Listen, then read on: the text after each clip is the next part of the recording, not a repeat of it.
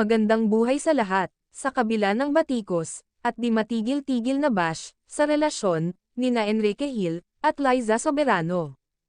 Nakikita pa din, ang suporta, ni Enrique Hill, sa mga update post, ng dalaga. Di pa din pahuhuli, si Kay nito, na maka-heart react, sa mga post ng dalaga. Patuloy na tinitira, nina OG Diaz, at kasamahan nito, si Liza Soberano.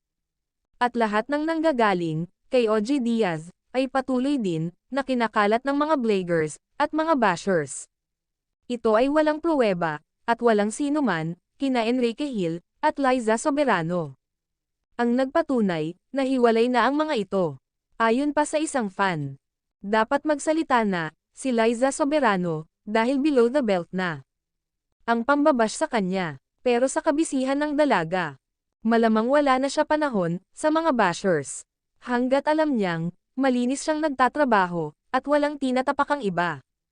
Matalino ang binabash nila, at alam niya, ang kalakaran sa showbiz.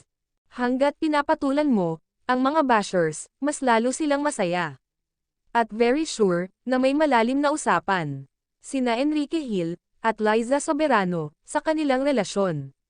At sila lang dalawa, ang nagkakaintindihan.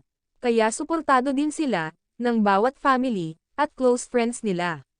Hindi kasi yan kakapit, ang isang lalaki, sa relasyon, na alam niyang malabo na. Kahit gaano mo pa ito, kamahal. Yeah, yeah.